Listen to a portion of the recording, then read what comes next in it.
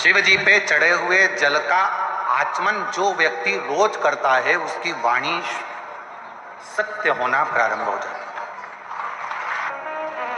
शंकर भगवान के बेल वृक्ष की, बेलपत्री का अगर कोई वृक्ष है तुम्हारे घर में, बेलपत्री का यदि कोई पौधा है, बेल वृक्ष है तुम्हारे घर के अंदर, तुम्हारे घर के बाहर कोई बेलपत्री का पौधा है, कोई मंदिर के बाहर बेलपत्री का पौधा है या बेलपत्री का वृक्ष है, कोई व्यक्ति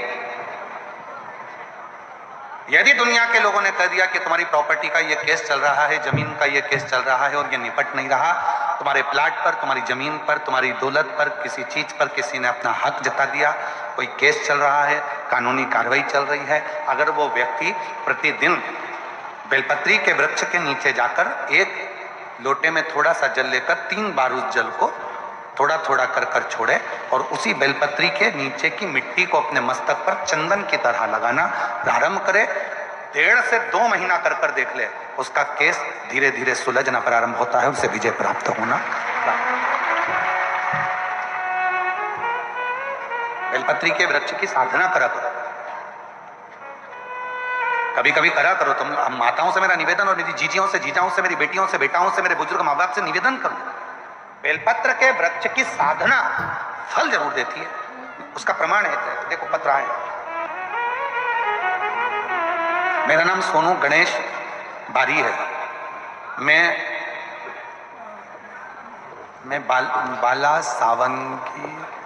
बाला सावंगी तहसील भोकरदन जिला जालना का रहने वाला हूँ।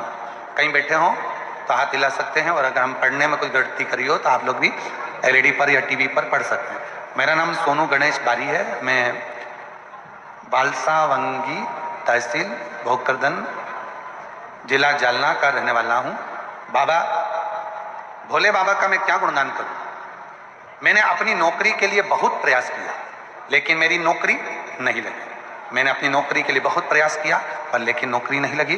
तब मेरी माताजी ने मेरी नौकरी के लिए पशुपतिनाथ का व्रत 2 बार किया और मुझसे कहा कि तू बेलपत्री के वृक्ष के नीचे जाया कर, वहां के जल चढ़ाकर मिट्टी को मस्तक से लगाया कर, तुझे विजय प्राप्त होगी। मैंने भी वही कर्म चालू करा और बाबा की कृपा से आज मेरी नौकरी मिलिट्री में लग गई है, मैं सरकारी पद पर नियुक्त हो गया हूं। बाबा को प्रणाम करने के लिए आया। एक पत्र और देखिए।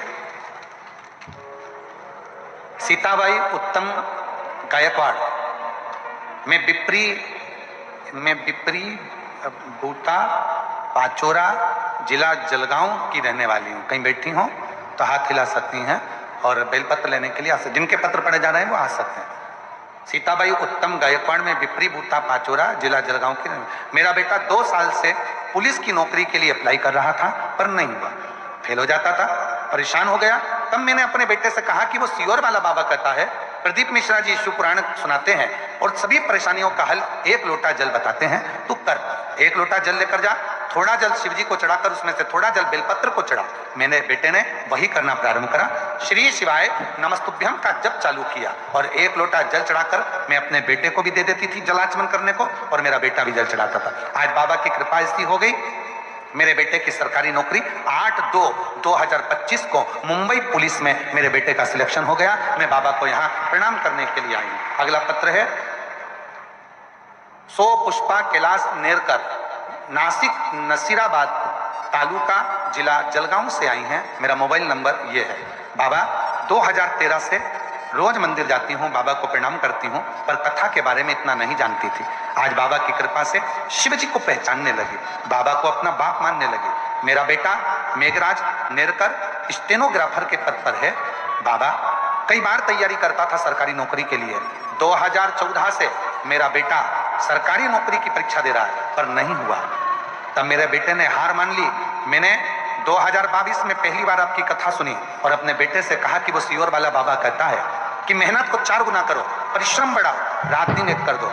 मेरा बेटा सुबह 4 बजे उठता, शिव जी के मंदिर जाता, जल चढ़ाता, पार्थिव शिवलिंग का पूजन करता और खूब पढ़ाई करता। आज मैं बाबा को धन्यवाद देने के लिए आई हूं कि मेरे बेटे का 2024 का रिजल्ट आ गया और पुणे के हाई कोर्ट स्टेनोग्राफर के पद पर मेरा बेटा सिलेक्शन हो गया। मैं बाबा को यहाँ धन्यवाद देने के